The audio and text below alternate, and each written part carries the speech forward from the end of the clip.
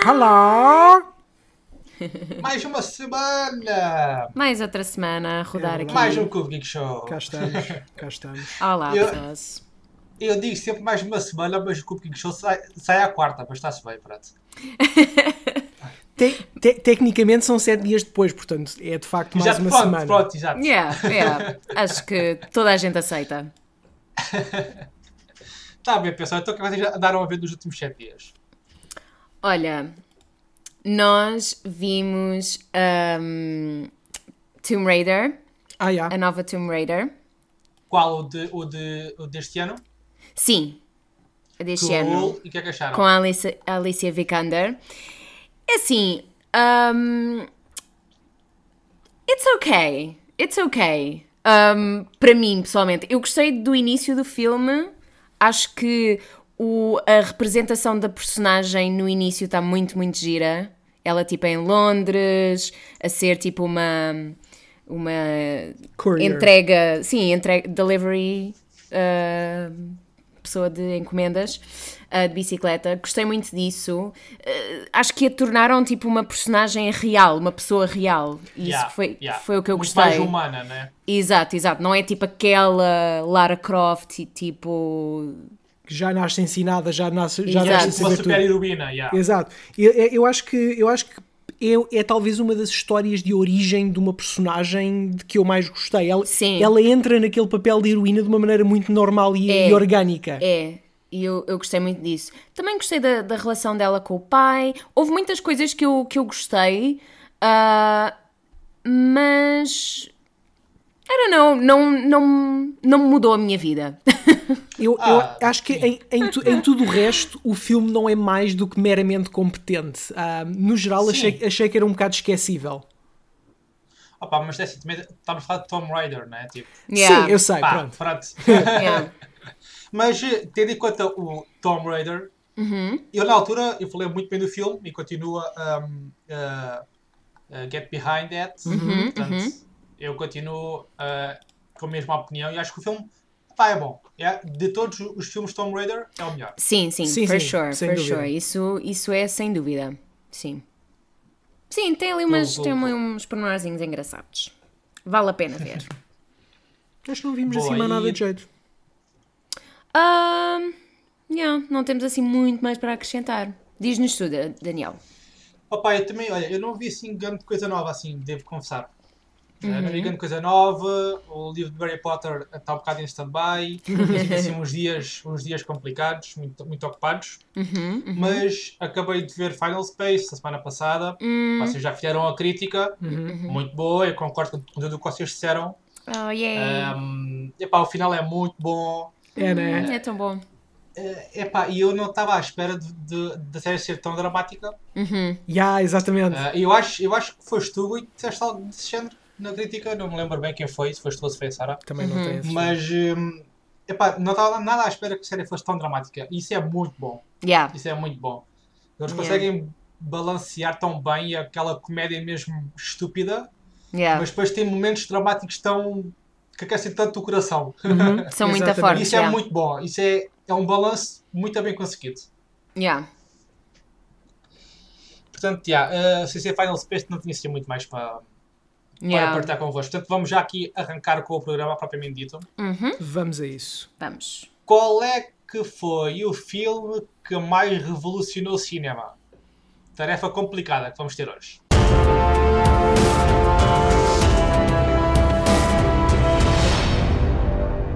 Bem-vindos ao Cubo Geek Show, programa do Cubo Geek, onde mergulhamos nos temas mais geeks deste mundo. Eu sou o Daniel, estou aqui com a Sara e com o Goi. Olá! Olá, pessoal!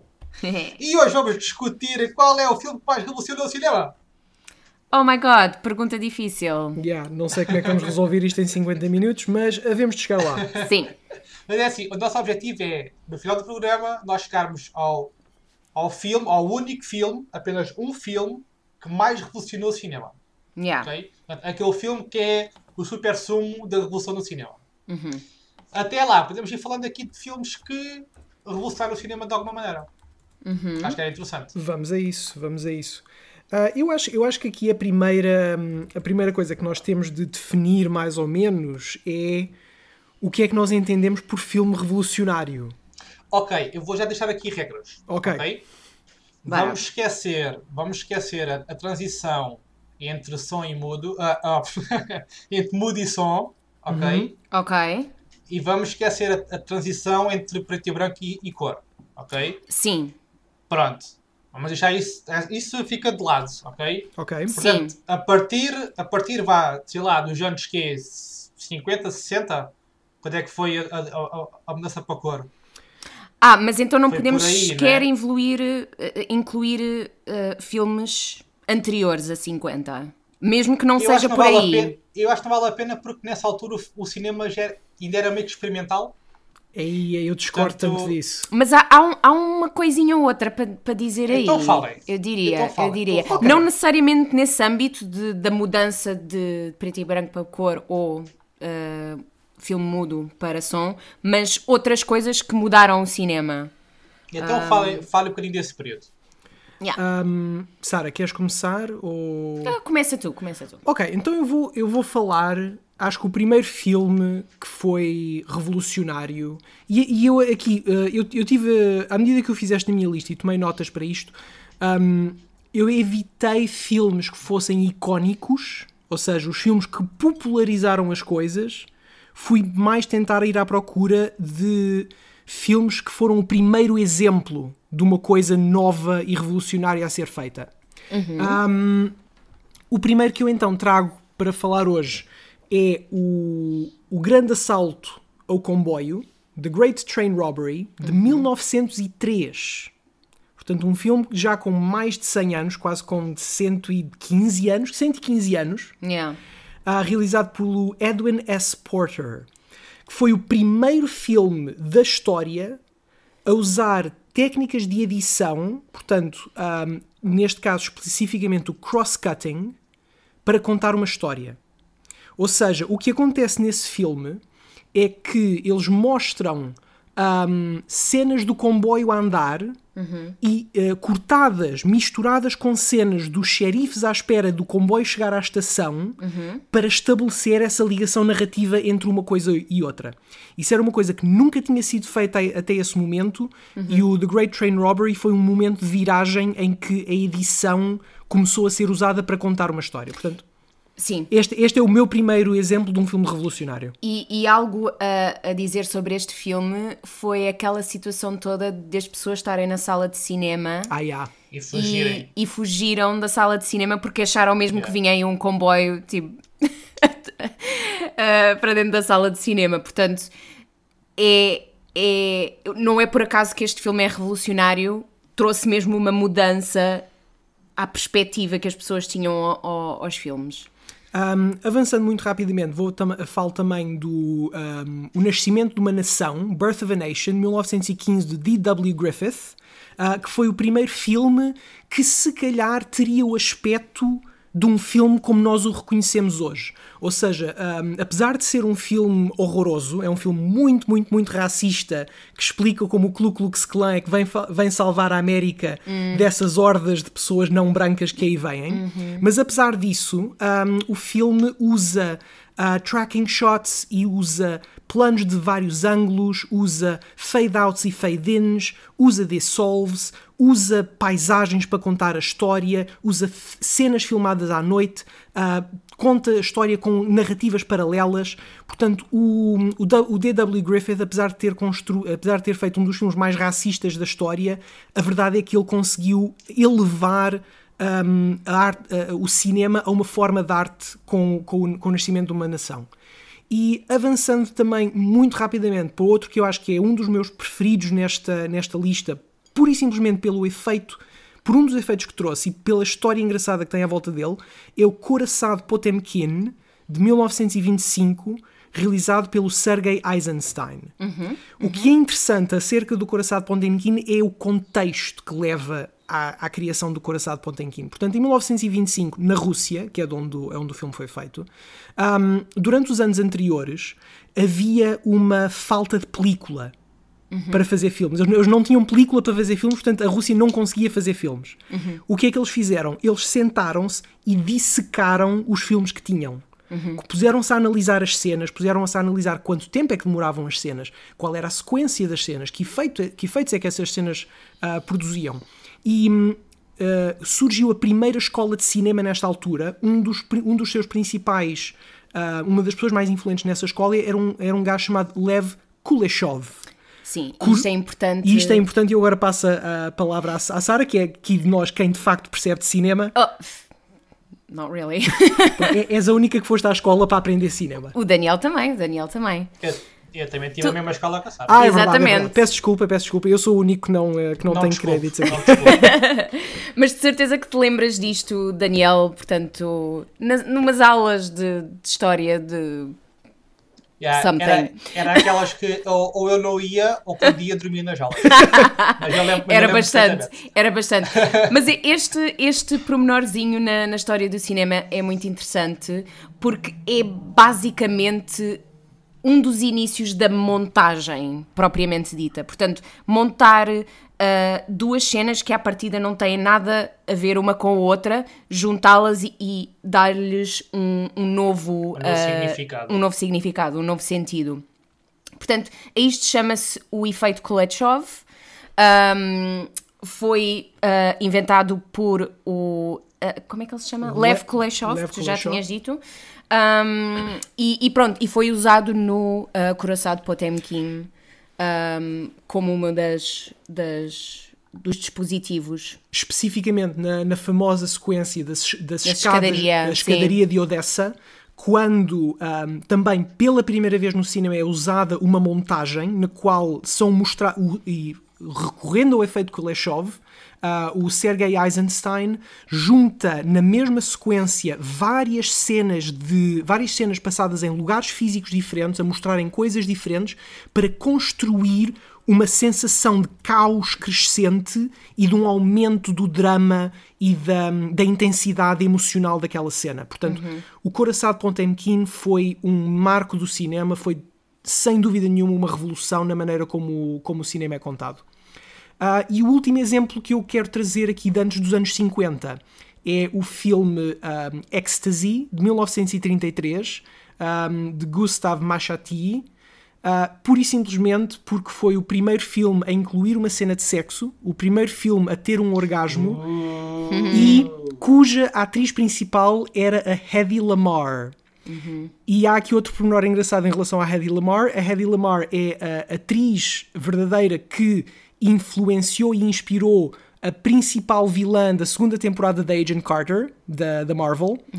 A Hedy Lamarr, para além de ser uma atriz e de ter sido uma atriz brutalmente popular na altura, era também uma cientista e inventou a tecnologia que está na base do Bluetooth hoje. Portanto, achei que valia a pena falar deste filme porque tinha aqui uma data de detalhes engraçados à volta. Boa. E pronto, estes são os filmes que eu queria falar de antes dos anos 50. Tudo o resto que eu aqui tenho já é mais recente. Também temos a Snow White, portanto a Branca de Neve e os Sete Anões. É de 37. Pronto, é só para mencionar, é um filme de animação. Sim. Que também teve peso teve imenso peso na história do cinema. Foi a primeira longa-metragem de animação, foi um risco enorme para a altura, para a Disney. Em 1937 a Disney ainda não era de longe o poderio que é hoje, e foi este filme que trouxe imenso poder e imenso dinheiro à Disney logo ao início. Olha, o exemplo da Branca de Neve é um bom exemplo, porque nós escolhemos aqui também outra coisa para a discussão. Vamos falar de filmes de animação ou não? Eu acho que sim. Acho que sim. Eu acho que sim. Acho que os filmes e cinema de animação especificamente, da maneira como está hoje, da maneira com o impacto que tem no cinema atual, acho que sim, acho que merecem ser mencionados. Ok, então vá. Então comecem lá aí então a jogar aí os filmes que vocês acham que mais revolucionaram o cinema. Queres trazer tu aqui algum? Eu estive aqui a falar durante 15 minutos, não sei se... Sara, traz aí, Sara. Olha, eu quero mencionar o 2001 Odisseia no Espaço. Acho que existiam filmes de ficção científica antes do 2001, mas foi um game changer. É impressionante a quantidade de referências que são feitas anualmente, seja pop culture, seja entretenimento, seja anything, que não tenha uma referenciazita ao 2001. Acho que mudou os filmes de ficção científica para sempre, e continua a ser um marco enorme da história do cinema e da ficção científica. Portanto, acho que é um dos mais importantes a mencionarmos hoje.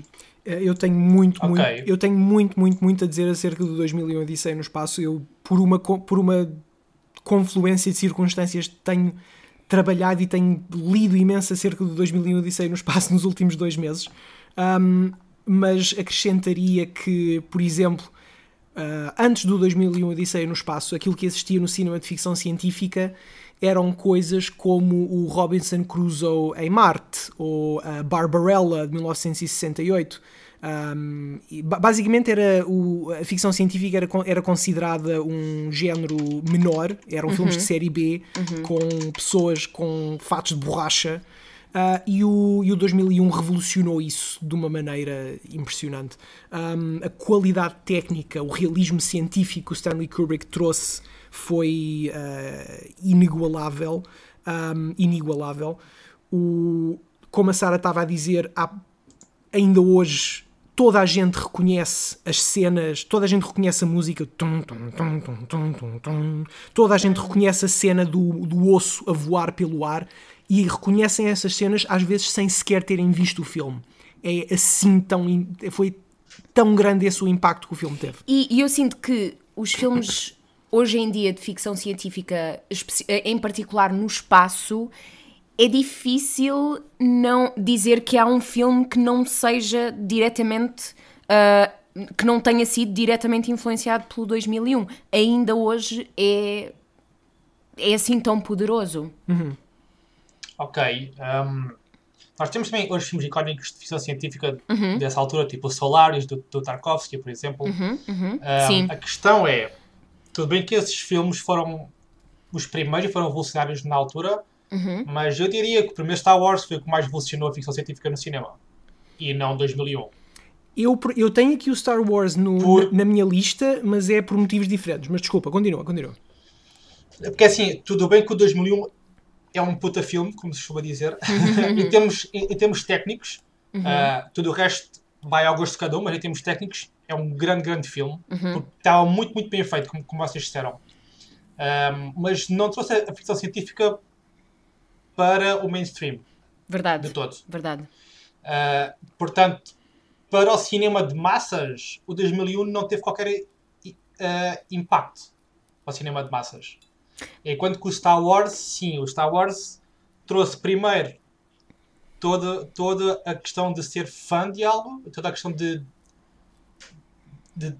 vender os bonecos e tudo mais, isso não havia na altura, e trouxe pela primeira vez a ficção científica para o centro dos acontecimentos.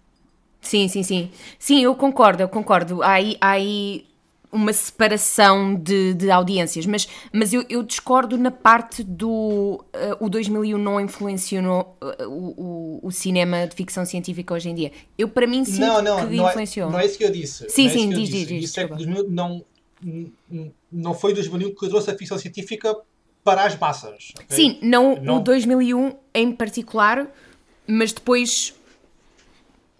Eu acho que o Star Wars foi tirar algumas coisas ao 2001, por exemplo. Não, há sequências inteiras no Star Wars que são cópias de sequências do 2001 Odisseia no Espaço.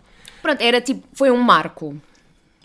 Não, sem dúvida nenhuma. O 2001 foi revolucionário por um porradão de motivos enormes. Agora, eu concordo contigo, Daniel, eu acho que o Star Wars foi de facto um filme muito revolucionário por uma coisa que tu mencionaste aí, que eu acho que merece muito mais atenção, que é a cena do merchandising. O George Lucas famosamente prescindiu do seu salário enquanto realizador para convencer o estúdio a fazer o filme. Ele disse, pronto, não me paguem, eu só quero fazer o filme, mas os lucros do merchandising são todos para mim. Nessa altura não havia merchandising de cinema, ou se havia era muito limitado, e o Star Wars à custa desta decisão que o George Lucas tomou, inventou a indústria do merchandising de cinema. E o George Lucas e tudo o que veio do George Lucas, a LucasArts e sobretudo a ILM, a Industrial Light and Magic, continua a ser uma das empresas de efeitos especiais mais influentes do mercado. Tudo isso veio do dinheiro de vender brinquedos de Star Wars. E por si só, para mim, já põe o Star Wars como um dos filmes mais revolucionários de sempre. Sim, sim, sim. Boa. Tragam aí mais filmes para irmos discutindo. Ok. O Cowboy da Meia-Noite, Midnight Cowboy, de 1969, de John Schlesinger. É um filme com o Jon Voight e o Dustin Hoffman. É uma história sobre um toxicodependente e um prostituto em Nova York. É uma história muito pesada, muito intensa, com interpretações brutalmente boas, e tem o mérito de ter sido o primeiro filme classificado como X, portanto nem sequer era o R, era um X. Isto é um filme de 1969, primeiro filme classificado com X a ganhar um Oscar. E o que mostrou foi que tu podias ter cenas de sexo, cenas de violência, cenas de drogas num filme e mesmo assim fazer uma obra de arte que ganhava prémios, que era conceituada pela crítica, e isso levou a que depois disso muitos outros realizadores tentassem incluir essas cenas nos seus filmes, sabendo que podiam assim ganhar prémios. Antes disso, se tu incluísses cenas dessas num filme, ok, o filme talvez tivesse sucesso comercial, mas não ia ser bem aclamado pela crítica. E o Midnight Cowboy veio mudar isso. Ok, pronto. Mas pronto, não foi propriamente uma revolução no cinema, não é? Foi nesse aspecto. Não revolucionou o cinema num todo, mas nesse aspecto eu acho que foi revolucionário. Ok. Sara, não saiu, Sara. Olha, vou mencionar um aqui mais recente. Vou mencionar o Avatar, de 2009, que eu até me está a fazer confusão de ver aquele 2009 e quer dizer, já 9 anos, passaram 9 anos, como é que é possível? Ok. O Avatar, eu lembro-me do filme chegar assim um bocadinho do nada. Eu nem me lembro de ter visto o trailer para o Avatar, e isto era uma coisa que eu estava sempre tipo, sei lá, a pesquisar na altura, trailers de filmes que estão para sair. E o Avatar passou-me completamente ao lado. Houve um dia que estava a falar com uns amigos e disseram, olha, tipo, há aquele novo filme, o Avatar, tipo, em 3D, tipo, supostamente é fantástico. E então fomos vê-lo ao cinema, e eu fiquei deslumbrada com o filme. Eu acho que a nível de efeitos especiais e 3D revolucionou o cinema nesse aspecto. Motion graphics, numa catrefada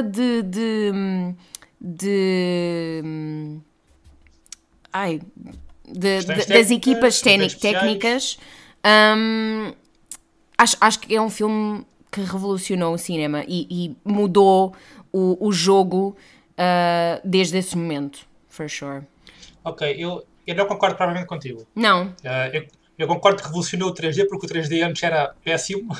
Yeah. E eu lembro de ver filmes em 3D antes e eram tipo horríveis. Sim. E o Avatar trouxe aquela tipo de tecnologia que ainda hoje é usada, e pronto, apesar de eu me recusar a ver filmes em 3D, eu confesso que é algo que está presente e as pessoas vão ver, e portanto revolucionou de certa forma o 3D. Agora, tudo o resto eu não concordo contigo. O motion capture, por exemplo, o Senhor dos Anéis revolucionou muito mais o motion capture do que o Avatar. Sim. O Senhor dos Anéis, não também concordo contigo de todo nesse aspecto. Mas... E efeitos especiais também não. E acho que, por exemplo, Matrix ou o Senhor dos Anéis revolucionaram muito mais os efeitos especiais do que o Avatar. Certo. Mas o motion capture, eles criaram mesmo uma tecnologia específica para o Avatar, que já veio, claro, na mesma onda do do Senhor dos Anéis já começou aí, portanto, eu acho que o motion capture foi no Senhor dos Anéis que ficou solidificado, sem dúvida. Mas o Avatar também houve ali um momento de viragem bastante significativo. Portanto, no motion capture, para mim, as duas referências são Lord of the Rings e Avatar. São basicamente os filmes que nos dão a Marvel hoje em dia. Exatamente. Eu acho que relativamente ao Avatar também vale a pena mencionar que o filme ganhou 2 mil milhões de dólares. 2 mil milhões e 700 mil. Não, 2,7 bilhões de dólares. 2,7 até tem dificuldade em dizer. Bilhões não foi, com certeza. Portanto, foi 2 mil milhões de dólares, talvez. Bilhões, isso são 2 trilhões de dólares. Pronto, temos aqui uma das discussões mais velhas, que é: usas a nomenclatura americana ou usas a nomenclatura europeia para dizer números grandes? Estamos na Europa, né?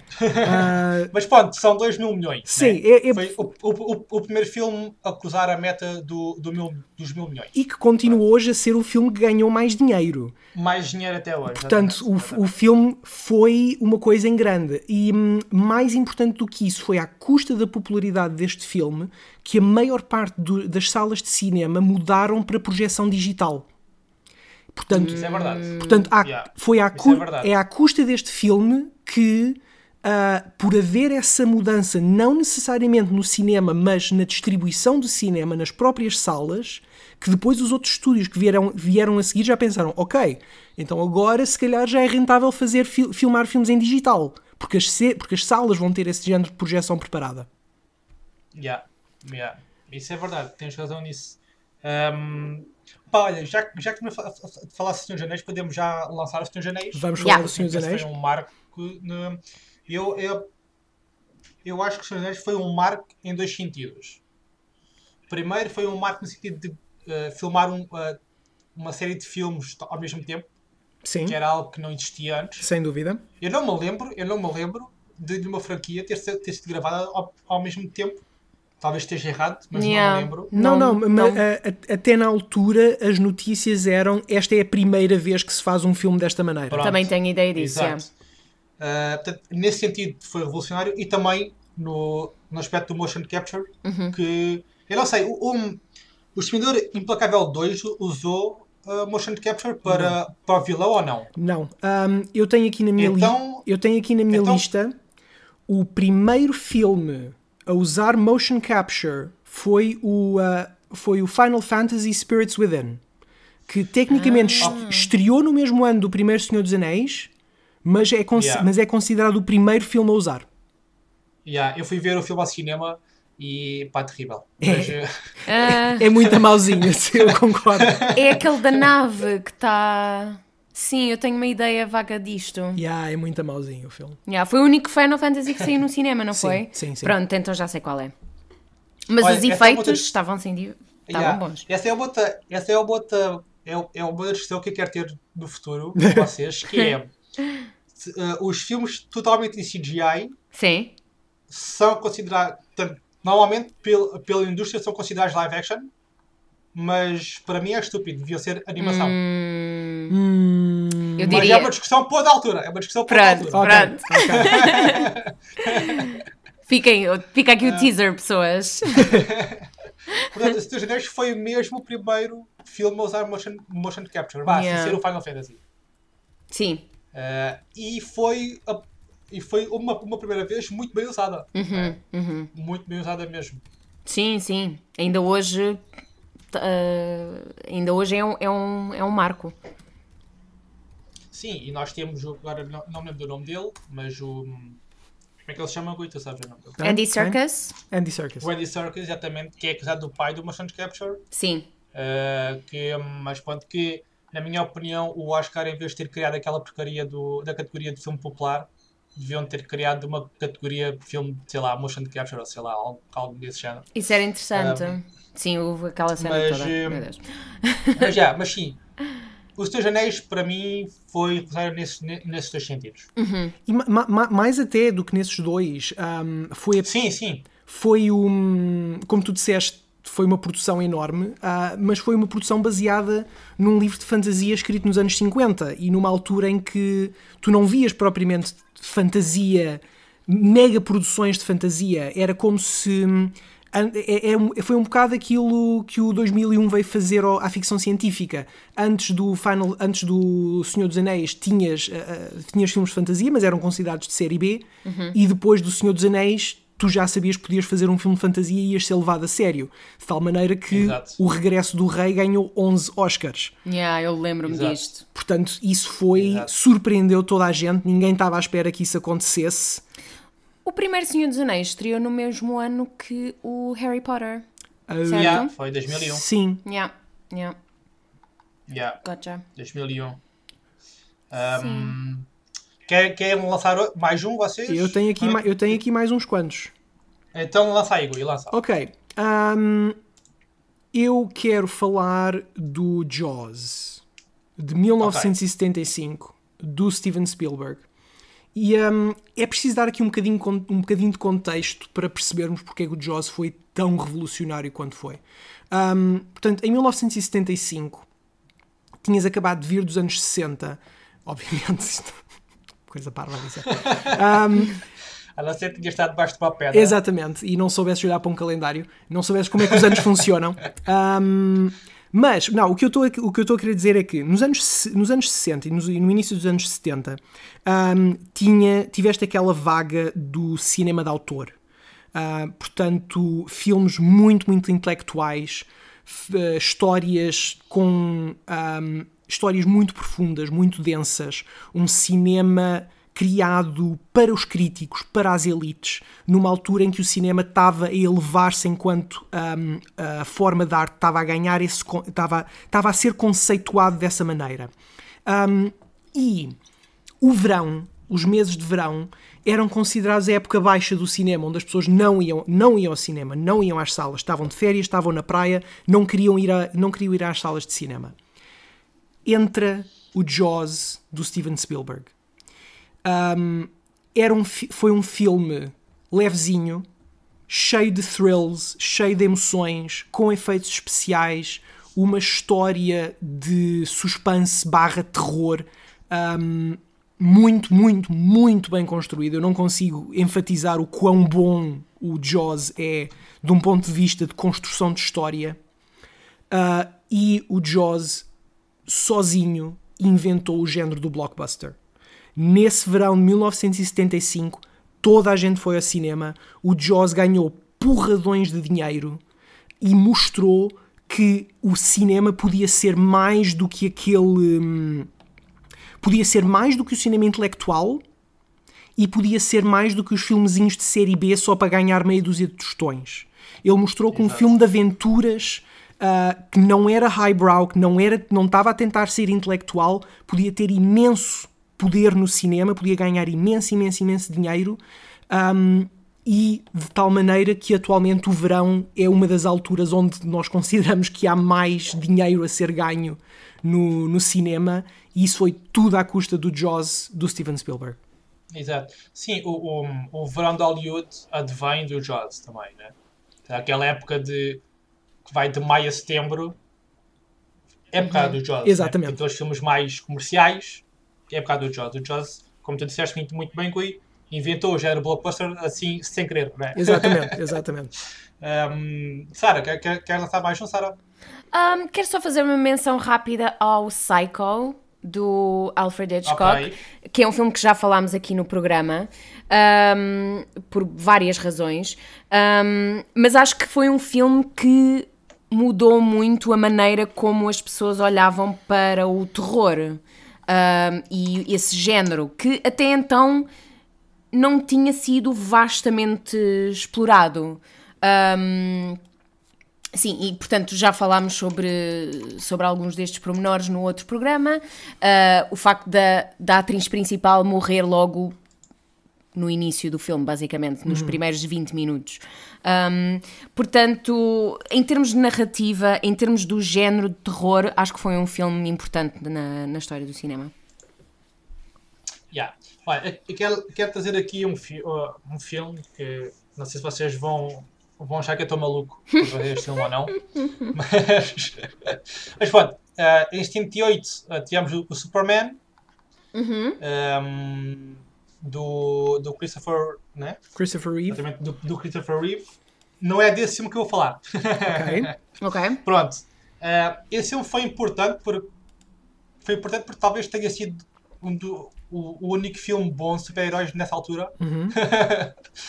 Mas o filme que finalmente trouxe os super-heróis para o cinema e finalmente mostrou que é possível fazer bons filmes, mas bons filmes de super-heróis e filmes contemporâneos de super-heróis foi o X-Men, do Bryan Singer.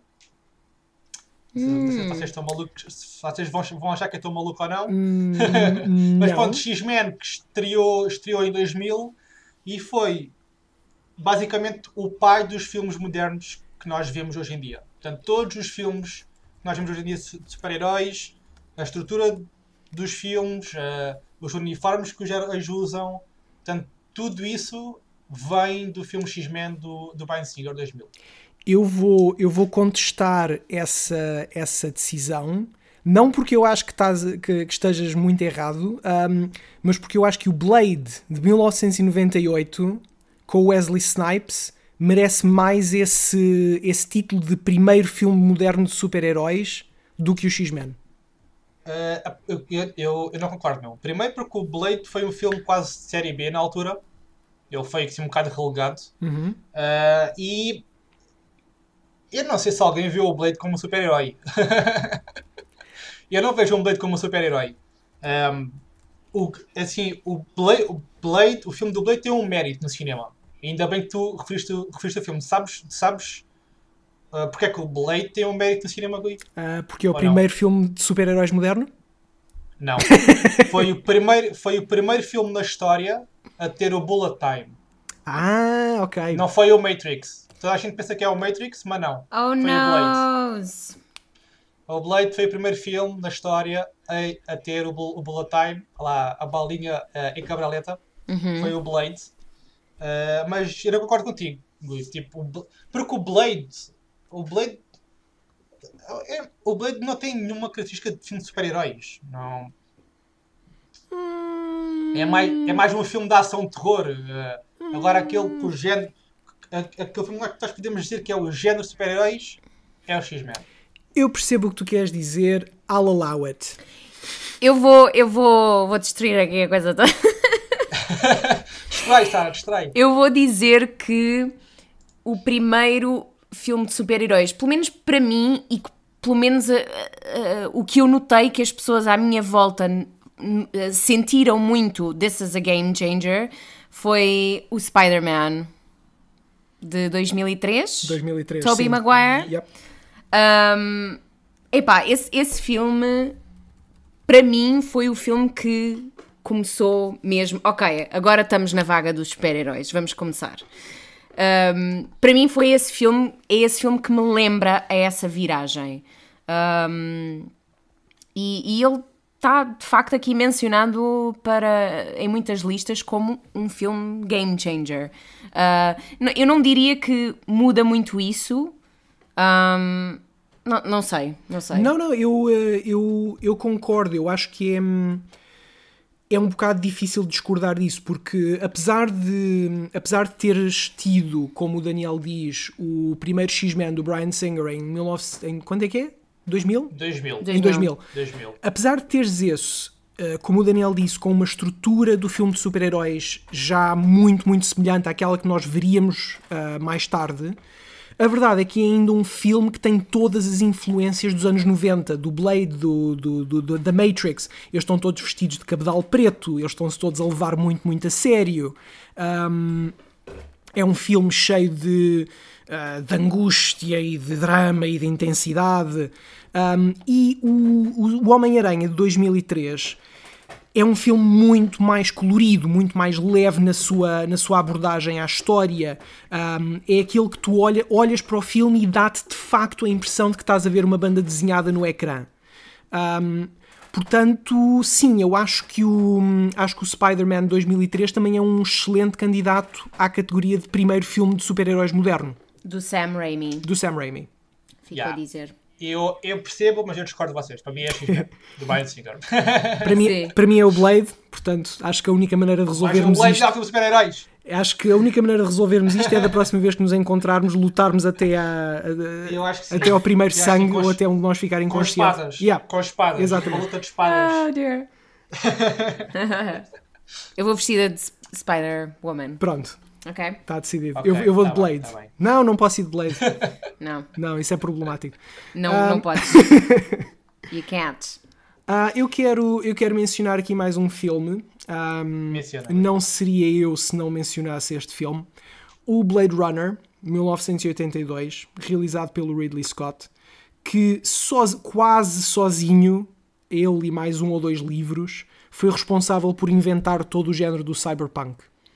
Portanto, se hoje, qualquer filme que vejamos hoje que mostre um futuro muito distópico, muito sujo, com enormes desigualdades sociais, com corporações a tomarem conta do mundo e cidadãos oprimidos sem conseguirem lutar contra isso, podem agradecer ao Blade Runner.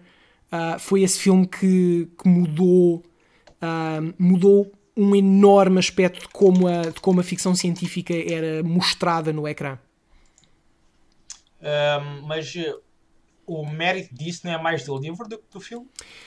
Não, para o cinema não. Para o cinema foi o Blade Runner.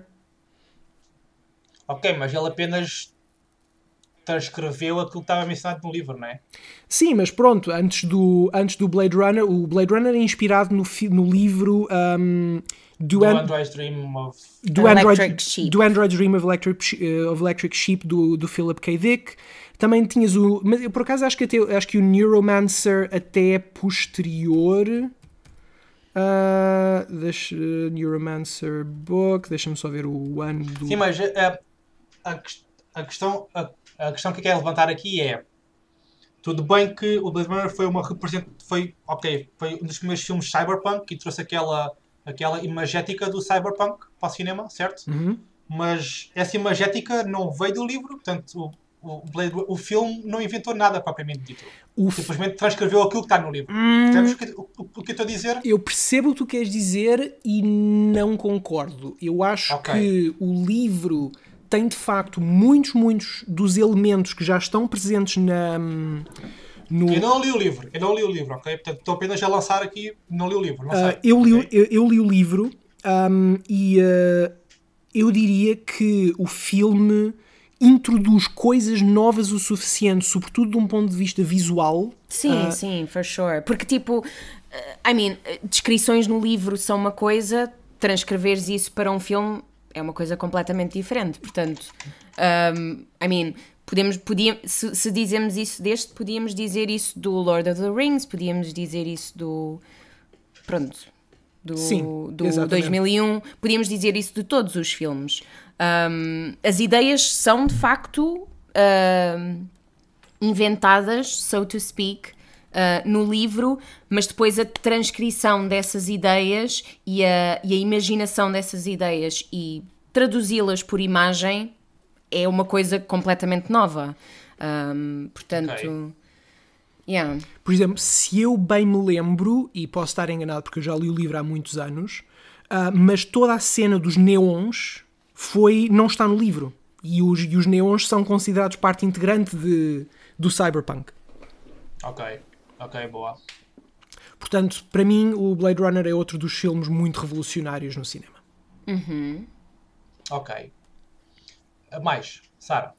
Não sei, queria falar aqui muito rapidamente em dois que já falámos. Acho que a saga Harry Potter é bastante significativa para a história do cinema, no sentido em que foram feitos 7 filmes... 7 ou 8? 8 filmes para 7 livros. E nunca se tinha feito isso. Ever. Portanto, acho que só esse pormenorzinho é importante. Também é outra das razões porque temos o mundo Marvel neste momento. Foi o Harry Potter que abriu essa porta. Acho que para o mundo de fantasia também mudou um bocadinho, muito ao nível do Senhor dos Anéis, portanto eles estavam a sair ao mesmo tempo, basicamente.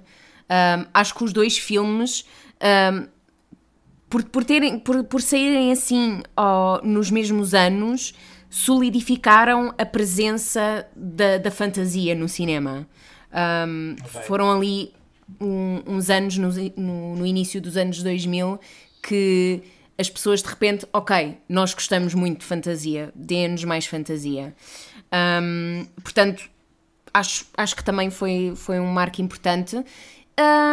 E também queria mencionar novamente o Matrix. Acho que também, a nível de ficção científica, a nível de efeitos especiais, a nível de história, sei lá, mundo muito mindfuck, acho que também revolucionaram o cinema. Olha, eu estava a aguardar o Matrix para o fim, Yeah. porque sem ser toda aquela parte que eu continuo a considerar que o cinema era experimental, está bem? Portanto, Sim. não era o cinema que nós conhecemos hoje, portanto era o cinema experimental. Sem ser toda essa parte que o Gui e muito bem explicou no princípio do programa, polémica, ok? Eu considero o Matrix o filme mais revolucionário do cinema. Yeah. E agora dê-me na cabeça. Nós não, tu primeiro é que tens de defender essa posição. Opa, ok, portanto, eu vou defender, ok? Portanto, o Matrix, primeiro, efeitos especiais, ok? Há efeitos especiais antes do Matrix, há efeitos especiais depois do Matrix. E não é só os efeitos especiais, é a forma como esses efeitos especiais são usados. Okay? Portanto, os efeitos especiais começaram a ser usados a seguir ao Matrix, como nunca tinham sido usados antes do Matrix. Portanto, toda aquela imagética, nós podemos dizer que são os filmes deste milénio, ok? Vêm todos do Matrix. Podemos também falar sobre ter... Mas, não sei se é propriamente revolucionário, assim muito, mas temos um argumento muito por camadas. E eu pessoalmente tive que ver o filme muitas vezes para conseguir perceber o real significado do filme. Sim, eu também. Mas isso não deixa... Isso não faz com que o filme seja menos perceptível e menos comercial e apelativo às massas, porque é muito apelativo às massas. Mas foi um filme que juntou muito bem o cinema, propriamente, tradicional, e aquele cinema que nós começámos a ver mais neste novo milénio, ok? Que tem muito efeito especial, que tem muito green screen. Portanto, basicamente, os filmes que são feitos hoje. Okay? Portanto, o Matrix, nesse sentido, ele meio que foi o pai dos filmes dos anos 2000. Portanto, todos os filmes deste milénio, o Matrix foi o pai de todos esses filmes. Portanto, tendo em conta isso e as mudanças que trouxe para o cinema, eu considero o Matrix como o filme que mais revolucionou o cinema. É assim, eu devo dizer que acho que o Matrix foi dos primeiros filmes... Foi uma obsessão minha durante anos e anos e anos. Tipo, eu acho que vi o filme para aí com 12 anos, maybe. Saiu em 99, não foi? Não tinhas 12 anos. Ou tinhas? Não. Eu não vi o filme quando o filme saiu. Portanto, eu não vi o filme no cinema. Okay. Eu vi o filme... mostraram-me o filme para aí uns anos depois. E eu acho que calha bem, são para aí 2 anos depois. 11 ou 12. Pronto. Um bocadinho novinha, se calhar, não sei. Naquela altura parecia novinha. Eu fiquei traumatizada a primeira vez que vi o filme. Depois não conseguia parar de pensar no filme e aquilo desenvolveu-se numa opção até hoje em dia, basicamente. E sim, eu devo dizer que sim, eu acho que é um dos filmes que mais mudaram o cinema no sentido de storytelling. Tipo, é um bocado mais específico, mas a nível de storytelling de ficção científica, acho que é dos filmes mais interessantes, que contém uma narrativa muito coerente, muita engaging, muita entusiasmante. e muito complexa. E pronto, sim. Eu diria que sim, se não está no topo, para mim está no top 5 de filmes que mais revolucionaram o cinema. Eu discordo. Ou melhor, não discordo inteiramente das coisas que vocês disseram. Acho que, do ponto de vista de efeitos especiais, acho que sim, acho que têm razão. Acho que o uso de efeitos especiais de uma maneira tão prevalente durante todo o filme, de uma maneira tão integrante à narrativa, não apenas como uma adenda ou um extra para tornar as cenas mais interessantes, mas um uso de efeitos especiais sem o qual a narrativa não funcionava. Nesse aspecto, sem dúvida nenhuma, que é muito, muito influente.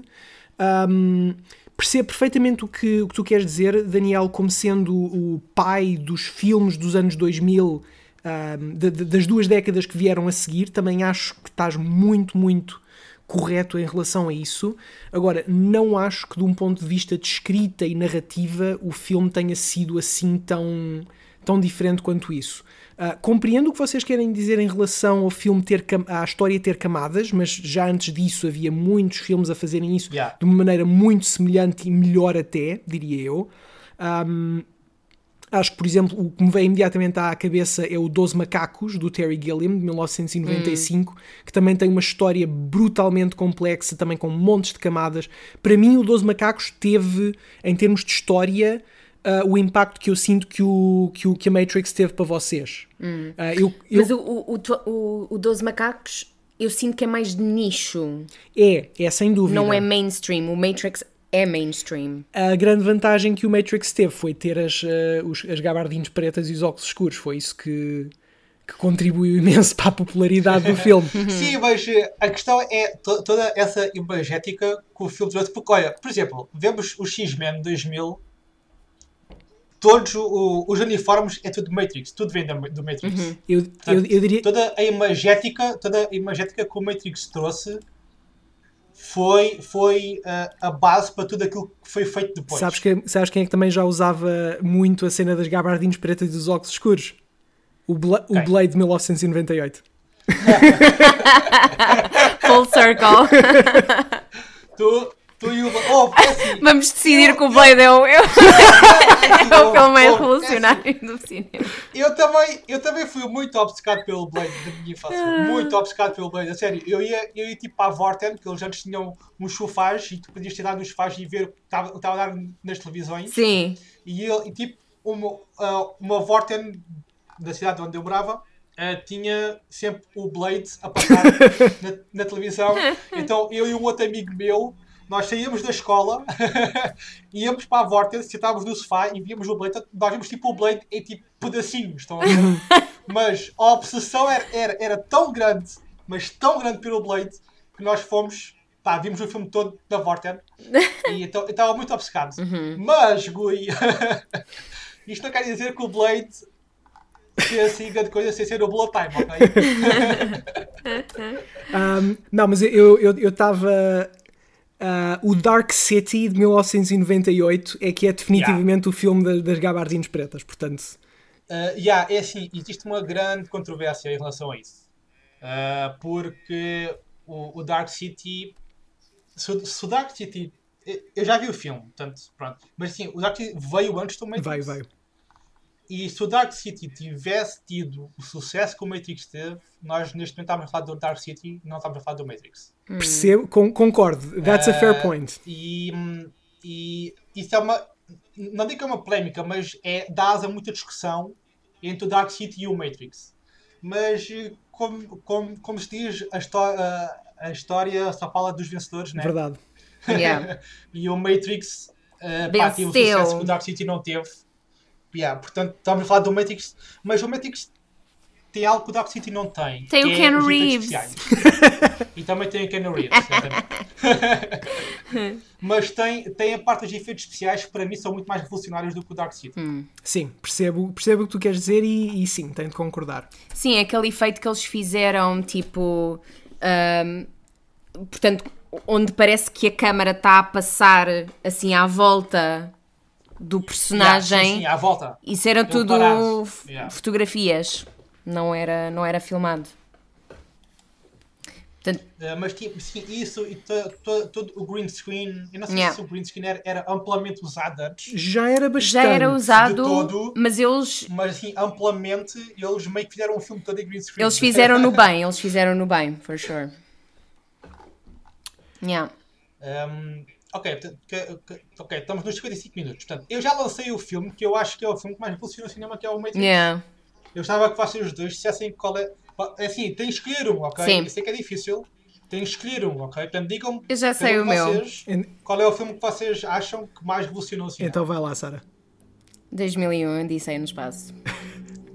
Pá, não consigo sair desse, porque eu sinto que todos os filmes que eu gosto e vejo hoje em dia, grandes marcos no cinema, foram de alguma maneira tipo mudados, influenciados pelo 2001, Odisseia no Espaço.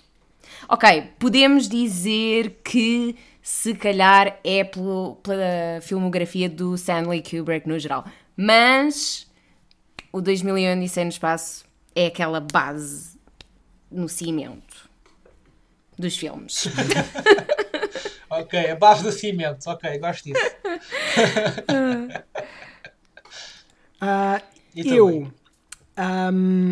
Eu acho que para mim o Jaws é o filme mais revolucionário do cinema.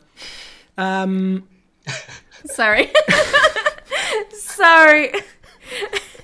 Não, mas é bom. A Sara claramente não concorda contigo. Eu acho que o Jaws é um filme genial. Até hoje continua a ser underrated, apesar de ter inventado maneiras novas de ganhar dinheiro. Não é só por o filme ser tão bom quanto é, não é só por o filme ser uma crítica ao capitalismo, não é só por ter algum do melhor storytelling e alguma da melhor manipulação de audiências que eu já vi num filme. É pura e simplesmente porque, de facto, a revolução que trouxe à indústria do cinema. A ideia de que tu podes ir ao cinema para te divertir e para ver filmes que não são densos, filmes que não são para as elites, e mostrar que esse género de cinema pode ter sucesso e ganhar porradões de dinheiro, eu acho que isso mudou a indústria do cinema como nós a conhecemos. Todo o cinema como nós o conhecemos hoje, seja cinema comercial, seja não cinema comercial, o cinema para intelectuais, o cinema para as elites, para os críticos, continua a existir hoje, mas existe hoje em resposta aos filmes blockbusters, e isso mais uma vez veio do Jaws. Portanto, o Jaws é o meu candidato ao filme mais revolucionário de sempre. Boa. É bom, olha, eu gosto quando nós não nos entendemos. É bom. Não, é bom porque dá para discutir. E é bom que um dia nós os três ponhamos aí, olha, no Nerdgasm, quando esse programa mítico alguma vez vier ao ar, nunca vem, mas devemos ter uma batalha entre estes três filmes. Acho que era interessante. Olha, pode ser. Para acabar o programa, só dar aqui uma menção honrosa, e acho que vocês concordam absolutamente comigo, que nós já falámos sobre este filme aqui neste programa, que é o Star Wars. Sim. Eu acho que se não fosse o Star Wars, nós não estávamos aqui a falar de filmes, muito provavelmente. Provavelmente não. Tínhamos esta indústria à volta dos filmes. Portanto, o Star Wars criou essa indústria à volta dos filmes. Verdade. Portanto, uma menção honrosa ao Star Wars. Também acho que merece, E pronto, pessoal, ficamos por aqui. Vemos noutros programas do Cube Geek. Há muitos aí. Procurem-nos nas nets. Nós vamos andando. Tchau, pessoal. Abraços e beijinhos. Tchau. Tchau, pessoal. Fiquem bem.